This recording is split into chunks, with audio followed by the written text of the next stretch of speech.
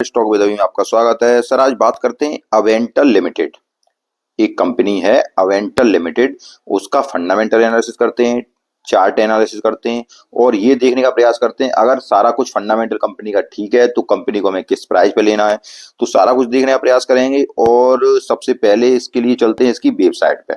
Website आपको sir एक बात बताना चाहूंगा कि आप जब भी किसी कंपनी में इन्वेस्टमेंट करें, किसी भी कंपनी में इन्वेस्टमेंट करें तो उस कंपनी के वेबसाइट पे एक बार जरूर जाएं।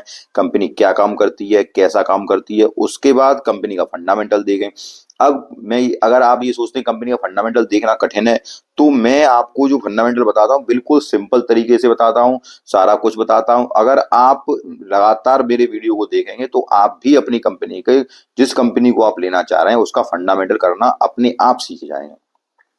तो सबसे पहले हम उस कंपनी की वेबसाइट पे चलते हैं और जब भी आप किसी कंपनी को लें तो एक बार फिर से कह रहा हूं, तो उस कंपनी का फंडामेंटल, उस कंपनी की वेबसाइट पे जाएं और उस कंपनी का चार्ट देखें। चार्ट भी बिल्कुल सिंपल होता है, वो भी मैं आपको सारा कुछ दिखाने का प्रयास करूंगा। अगर आपको वीडियो पसंद आए तो वीडियो को एक बार लाइक जरूर करना और अगर कुछ सीखने को मिले तब भी एक बार लाइक जरूर करना। तो सबसे पहले चलते हैं उसकी वेबसाइट पर। तो वेबसाइट क्या कहती है आपकी, उसको देखें कि अवेंटल टेक्नोलॉजी करती क्या है, अवेंटल लिमिटेड क्या करती है। देखो, एक तो एरोस्पेस में और डिफेंस में काम करती है, उसके बाद क्या काम करती है, मरीन कम्युनिकेशंस में काम करती है। ठीक है सर। उसके बाद ये देखिए, उसके बाद क्या करती है कि कस्टम इनोवेशंस, इनोवेटिव सॉल्यूशंस में है। उसके बाद यहाँ देखें तो हेल्थ केयर में भी है। हेल्थ केयर में किस तरह से है, हेल्थ केयर में ऐसे है कि I Meds Global Solutions Private Limited, जो ये कंपनी है इसके द्वारा वो एक अफोर्डेबल ऐसे प्रोडक्ट बनाती है मेडिकल के जो कि अफोर्डेबल हो सकें लोगों के द्वारा या अफोर्डेबल प्राइस में हो सकें। ठीक है सर। अब हमने क्या क्या देखा कि कंपनी डिफेंस में काम कर रही है, एरोस्पेस में काम कर रही है, मेडिकल में काम कर रही है। तो अब डिफेंस का काम तो आप जानते ही हो कि भारत को या अपने देश को डिफेंस का और सेमीकंडक्टर का हब बनना है। डिफेंस में तो अब क्या समझ में आया आपको कि कंपनी का जो कामकाज है वो अच्छा कामकाज है, ग्रोइंग मूड पे है। तो हमें इस कंपनी में पहली बात मिली कि हमें इस कंपनी में इन्वेस्टमेंट करना चाहिए। अब हम चलते हैं इसके फंडामेंटल पर। तो फंडामेंटल देखते हैं, फंडामेंटल क्या कहते हैं। अब हमारी कंपनी के फंडामेंटल पर तो सबसे पहले मार्केट कैप पे आप जरूर नजर डालिए। मार्केट कैप से ये पता चलता है, आप सोच रहे हैं मार्केट कैप की क्या जरूरत है, मार्केट कैप से ये पता चलता है कि कंपनी स्मॉल कैप है, माइक्रो कैप है, मिड कैप है या लार्ज कैप है। अब सबसे पहले निकल के आई कंपनी कितना है, 4,218 करोड़ की। तो कंपनी क्या मतलब हुआ, कंपनी है स्मॉल कैप। अब सबसे पहले आप अलर्ट हो जाइए कि माइक्रो कैप कंपनी है तो micro invest, small cap company है तो small invest, large cap company है तो large cap invest, mid mid cap company तो लार्ज कैप से थोड़ा कम इन्वेस्ट। अब यहाँ क्या निकल के आया, स्मॉल कैप इन्वेस्ट निकल के आया। तो आपको क्या करना है, छोटा इन्वेस्ट करना है। चाहे कितनी भी मजबूत कंपनी हो, चाहे मैं अभी अभी हम लोग इस निष्कर्ष पर निकले कि कंपनी बहुत ही शानदार हो, लेकिन तब भी क्या करना है, तब भी स्मॉल कैप इन्वेस्ट करना है। और आपको ये नहीं करना है कि इसमें अगर आपके पास 5 लाख का है रुपए है तो 5 लाख रुपए किसमें लगा दिए, अवेंटल में लगा दिए, अब बैठे हैं शांति से। अब वो स्टॉक नीचे गिर रहा है, अब दिल की धड़कन तेज हो रही है कि सर अब क्या करें, सर अब क्या करें, सर अब क्या करें। अब सर क्या करें उसमें, सर आप खुद ही उल्टे चल रहे हैं तो इसमें सर क्या कर सकते हैं। ठीक है सर। अब हम चलते हैं मार्केट कैप, हमने देखा स्मॉल कैप है तो स्मॉल कैप इन्वेस्ट करना है। उसके बाद स्टॉक का पी रेशियो जरूर आप देखिए, पी रेशियो कितना है, 68 का है। तो पी रेशियो से क्या मतलब हो गया, पी रेशियो से मतलब ये हो गया कि आपको कंपनी में 1 रुपया कमाने के लिए कितना इन्वेस्टमेंट करना पड़ रहा है। ठीक है सर। वो स्टॉक का पी रेशियो बताता है। बुक वैल्यू क्या बताती है, बुक वैल्यू ये बताती है कि अगर यहाँ कंपनी बंद हो जाए तो आपको कितने रुपए मिलेंगे, तो कितने रुपए मिलेंगे, 8.45 मिलेंगे। इन्वेस्ट कितना किया आपने, 173 रुपए का इन्वेस्ट किया एक शेयर में। ठीक है sir. Return on capital equity, return on equity, return on capital equity अगर देखी जाए तो 47.5 की है, जो कि बहुत ही जबरदस्त है। रिटर्न ऑन कैपिटल इक्विटी का मतलब क्या होता है, रिटर्न ऑन कैपिटल इक्विटी का मतलब होता है आपका कि हर 1 रुपए पे कंपनी को कितना प्रॉफिट हो रहा है, ये रिटर्न ऑन कैपिटल इक्विटी बताती है आपकी। रिटर्न ऑन इक्विटी क्या बताती है, रिटर्न ऑन इक्विटी है 39.2 की, जो कि बहुत ही जबरदस्त है। रिटर्न आरओसी और आरओई ये अमूमन 15 से अगर ऊपर हो तब भी बहुत अच्छे होते हैं, और ये तो 47 के और 39% के हैं। फेस वैल्यू देखी जाए तो 2 रुपए की फेस वैल्यू का स्टॉक है। पीजी रेशियो देखा जाए तो 1.62 का है पीजी रेशियो। और देखिए पीजी रेशियो इसकी ग्रोथ को बताता है। पीजी रेशियो अगर 1 के बराबर होता है तो कंपनी आपको सही प्राइस में मिल रही है, 1 से कम होता है तो कंपनी कंपनी आपको अंडर वैल्यूड मिल रही है, 1 से अधिक होता है तो कंपनी आपको ओवर वैल्यूड मिल रही है। तो पी रेशियो कितना है इसका 1.62 है, अर्थात 1 से थोड़ा बहुत ज्यादा है। इंडस्ट्री पी जरूर देखिए, इंडस्ट्री पी कितना है 60 का है। इंडस्ट्री पी क्यों देखते हैं, इंडस्ट्री पी ये देखते हैं कि हम स्टॉक के पी की उससे तुलना करते हैं। अगर स्टॉक का पी इंडस्ट्री पी से बहुत ज्यादा है तो आपको क्या करना पड़ेगा, तो आपको थोड़ा बहुत वेट करना पड़ेगा और उसकी क्वार्टरली रिजल्ट का वेट करिए, वहां पे रिजल्ट बहुत अच्छा आ जाएगा तो फिर उसका पी डाउन हो जाएगा। ठीक है सर। डिविडेंड यील्ड कितना है 0.12 का है। डेब्ट टू इक्विटी कितनी है, डेब्ट टू इक्विटी कर्जा देखिए कंपनी कहीं कर्जा के बोझ तले तो नहीं है कंपनी, तो कर्जा कितना है बहुत कम है, रिजर्व है ही कंपनी के पास। पेट्रोस की स्कोर को और देखिए, पेट्रोस की स्कोर 8 का है। पेट्रोस की स्कोर सर 4 से अगर नीचे हो तो उस कंपनी पे कम निगाह डालिए, 1 2 हो तो कंपनी छोड़िए, क्योंकि मार्केट में 5,000 से ज्यादा लिस्टेड कंपनियां हैं। तो क्या जरूरत है कि जिसका पेट्रोस की स्कोर 3 है 2 है तो हम इसमें तब भी इन्वेस्टमेंट करें, मत इन्वेस्टमेंट करिए, अगली कंपनी देखिए। तो पेट्रोस की स्कोर कितना है 8 का है, जो कि बहुत ही जबरदस्त है। तो यहाँ से ये पता चल रहा है कि कंपनी में इन्वेस्ट करने लायक है, अभी तक कोई भी डेट नहीं है। प्लेज परसेंटेज जरूर देखिए, तो उससे क्या पता चलता है कि कंपनी ने कहीं शेयर अपने प्लेज तो नहीं कर रखे हैं। तो प्लेज परसेंटेज कितनी है 0% है, अर्थात कुछ भी नहीं है। प्रमोटर होल्डिंग कितनी है 40% की है। करंट रेशियो कितना है 2.83 का है। तो करंट रेशियो क्या है, करंट लायबिलिटी जो करंट एसेट्स का रेशियो है, करंट एसेट और करंट लायबिलिटीज का, जो कि ज्यादा अगर हो तब भी ठीक होता है। तो आपको इस तरह पूरा फंडामेंटल समझ में आ गया। ठीक है सर, पूरा फंडामेंटल कंपनी का ठीक है। अब चले रिजल्ट के ऊपर, रिजल्ट किस प्रकार के पेश कर रही है कंपनी। अब हम आते हैं क्वार्टरली रिजल्ट के ऊपर। अब इसमें क्या देखो, इसमें ये देखो कंपनी की सेल्स लगातार बढ़ रही है क्या नहीं बढ़ रही। तो हम 2021 से देखते हैं 15 करोड़ से सेल्स कितनी हुई 77 करोड़ बढ़ रही है। एक्सपेंस 10 करोड़ से कितना हुआ 42 करोड़, एक्सपेंस कम बढ़ रहा है। ऑपरेटिंग प्रॉफिट मार्जिन जरूर देखिए कितने परसेंट मार्जिन पे काम कर रही है। तो कितने परसेंट पे, शुरू में 33% था, अब 46% पर, मतलब मार्जिन लगातार कंपनी का बढ़ रहा है। बस ये अच्छी बात होनी चाहिए। ठीक है सर, कंपनी का मार्जिन लगातार बढ़ता हुआ होना चाहिए। उसके बाद नेट प्रॉफिट भी यहाँ देख लीजिए, तो प्रॉफिट लगातार 4 करोड़ से था जो 24 करोड़ का हो गया है। ईपीएस तो उसी के अनुसार बढ़ रहा है।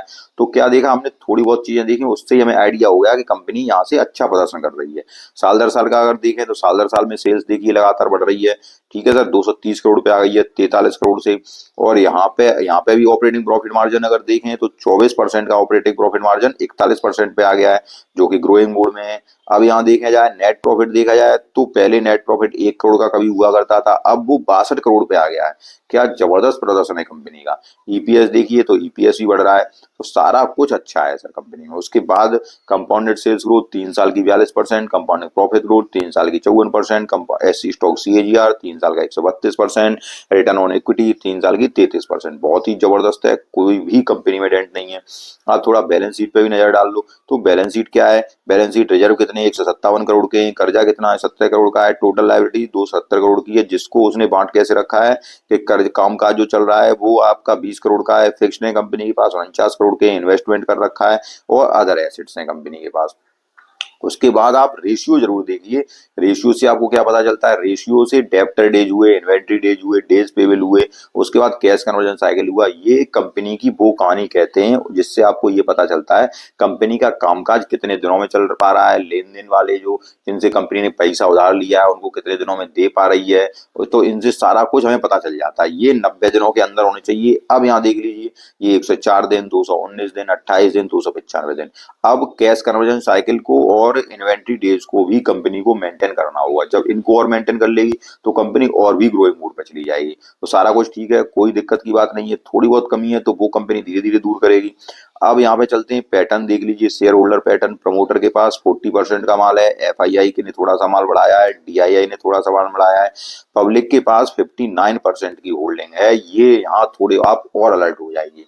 सबसे पहले अलर्ट कहाँ हुए, सबसे पहले अलर्ट हुए हम स्मॉल कैप, तो हमने वहीं कर लिया कि स्मॉल इन्वेस्टमेंट है। इसीलिए मैंने कहा था कि जब भी स्मॉल कैप स्टॉक हो तो स्मॉल इन्वेस्टमेंट करें, क्योंकि यहाँ आप देखिए थोड़ी सी कमी निकल के आई कि पब्लिक के पास कितना माल है 59.21%।